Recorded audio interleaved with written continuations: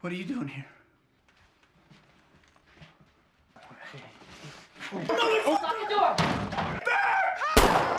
The film begins at a U.S. Marine Corps training camp on October 7th, 2007.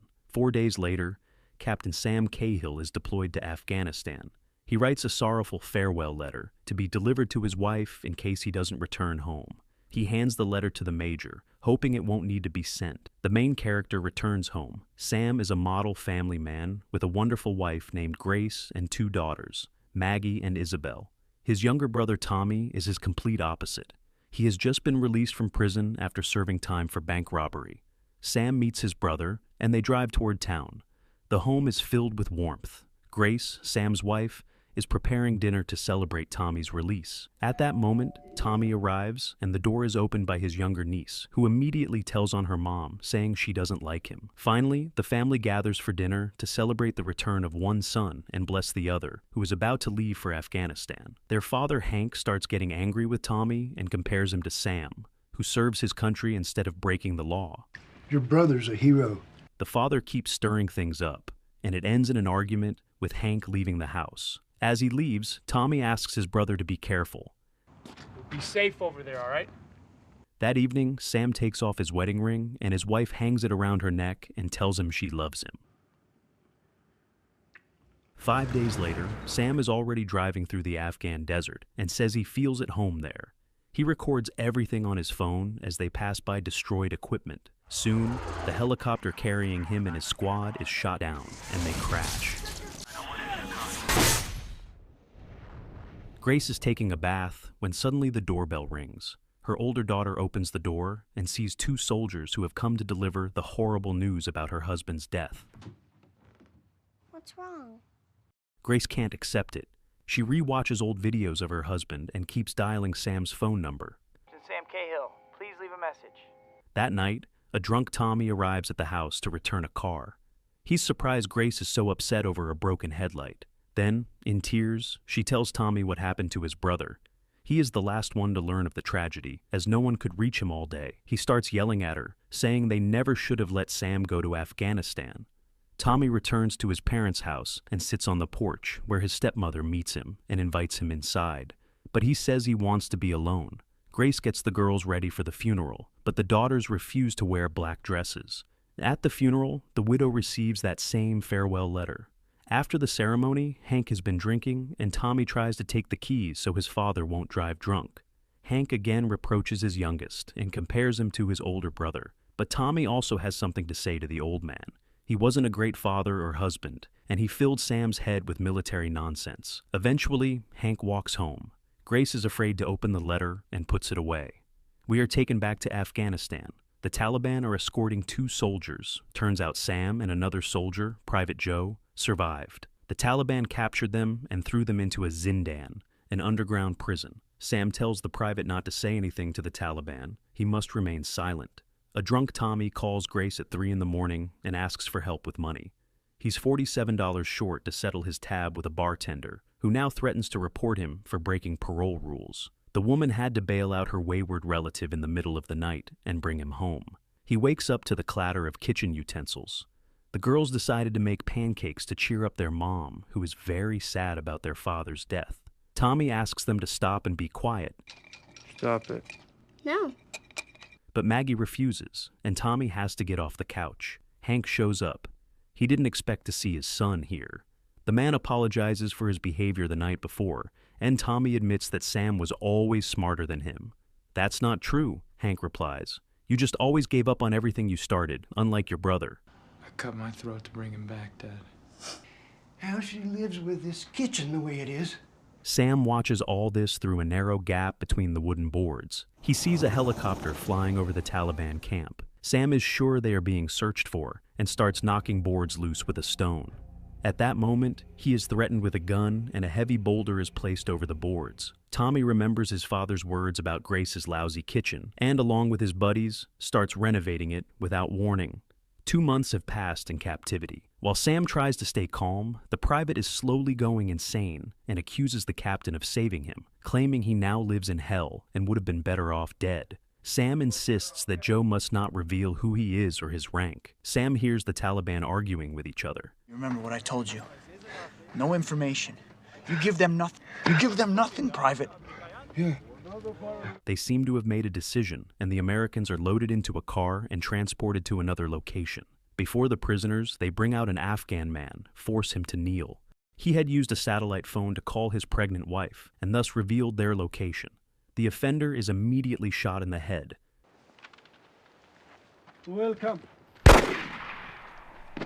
The Taliban leader says this is their country and that they have no business being here. Sam must deliver this message to America, or he will be forced to. While Grace mourns her husband, the renovations continue.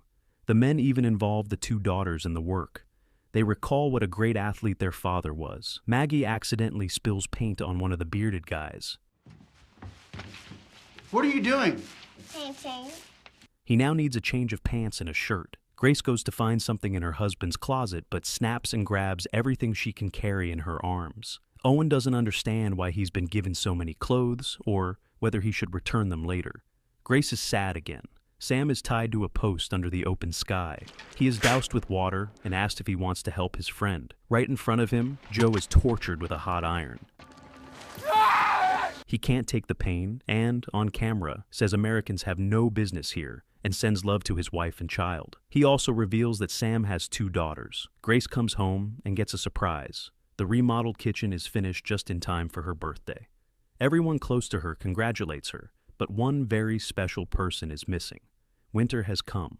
During a walk, older sister Isabel complains to Tommy that everyone loves Maggie because she's cute. He tells her a story about how Sam once saved him from drowning in this very river. They arrive at the ice rink, and Grace is surprised how good Tommy is with children. One day, Tommy visits the bank employee he had threatened during the robbery and asks for forgiveness. They talk for an hour. After the incident, the woman couldn't sleep properly for 3 years. She lived in fear that the robber would return and shoot her. Tommy tells Grace about it, and she's proud of him. That evening, they reminisce about their school days. Grace admits she didn't like him back then because he was always drunk and getting into fights. They dig up the past, look into each other's eyes, and suddenly share a passionate kiss. Grace decides she needs some air, and Tommy, crying, eventually leaves. All this time, Sam's letter remains unopened. Grace still doesn't read it and puts it back in the drawer. Sam and Private Joe continue to be tortured. One day, Sam is handed an iron pipe and ordered to kill his comrade. Since Joe has already revealed everything, he's become a burden to the Taliban. Sam initially throws the pipe away, but they point a gun at him and say, "It's either you or him." They mention Sam's family and say if he doesn't kill Joe, they will. To the shouts of the Afghans, Sam beats the tortured Joe to death with the pipe. The execution is filmed.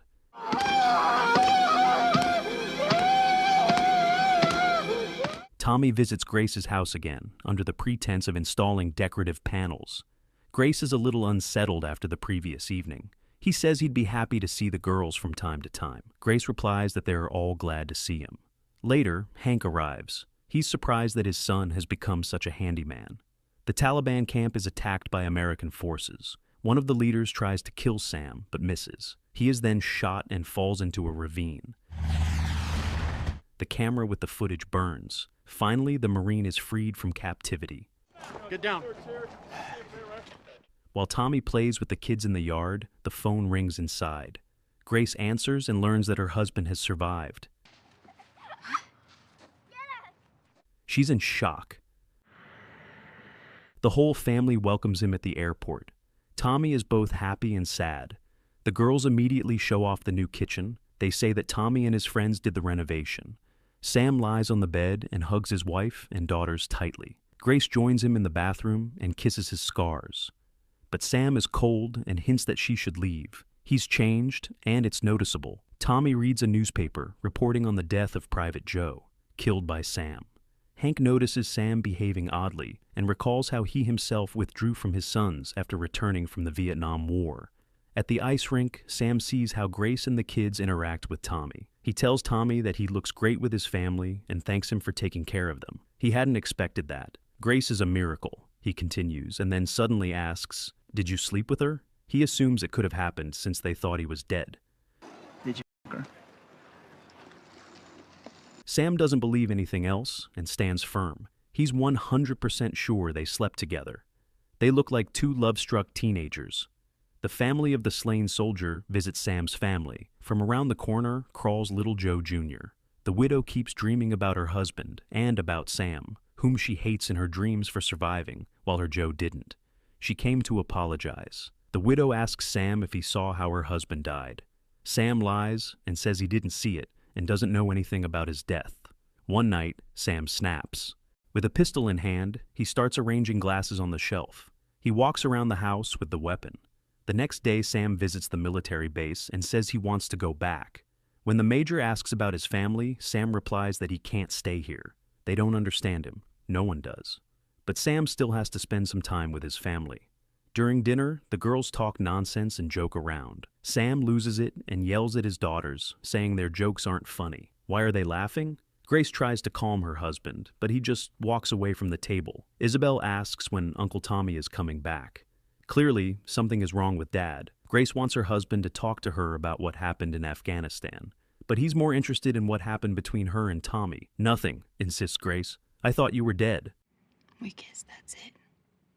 But Sam still believes they slept together. He abruptly gets up and leaves. He decides to visit Private Joe's grave in the middle of the night. He was only 21. The girls are playing outside when their father returns home. Isabel freezes. She's scared and backs away. Sam hugs his daughters and says everything will be fine. The older one barely holds back tears.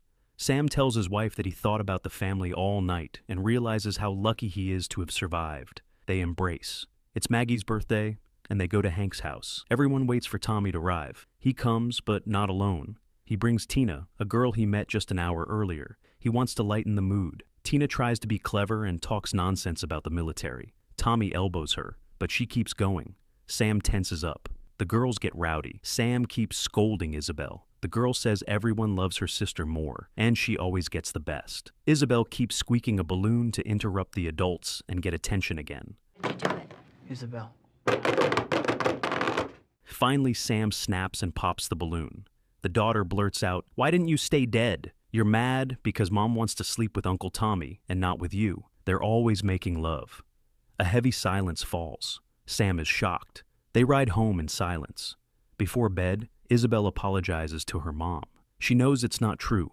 She just doesn't like her dad and wants Uncle Tommy instead. "Me too," says Maggie. Sam sits in the living room and asks his wife if the kids said their prayers before bed. Then he gets up and starts destroying the new kitchen with a crowbar. He shouts that he survived for his family, but they betrayed him. Sam doesn't understand how she could sleep with his own brother. I love you, Grace! Please, our girls, please. You know how much I love you!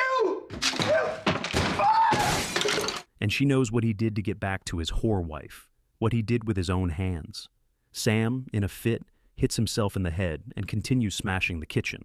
At that moment, Tommy walks in and hugs his brother, but Sam pulls out a gun and points it at his head. Police sirens wail outside. Sam steps out with the pistol in hand. He's ordered to drop the weapon, but he yells, asking why they're even here. The cops say they know he's a war hero. "What kind of hero am I?" Sam shouts. "You don't know what I did." He puts the gun to his temple. Tommy and Grace try to reach him and prevent a tragedy. What's going on here? I'm drowning, Tommy. Sam throws the gun away and is arrested. His loving wife sleeps with the children to help them feel safe. Finally, Grace opens the envelope and reads her husband's letter about how deeply Sam loves her and their girls. If you're reading this, it means I didn't make it back. She cries. The words pierce her heart. At that moment, Sam calls Tommy from the psychiatric clinic for war veterans to make peace with him. Tommy stays with his nieces, and Grace comes to visit her husband. She says she's been in love with him since she was 16, and that if he doesn't tell her what happened to him, he'll never see her again. Why is he tormenting himself? Sam decides it's time to tell her everything. A tear runs down his cheek, and he says, Killed Joe Willis. Grace hugs him. After his confession, Sam wonders if he will ever be able to live a normal life again.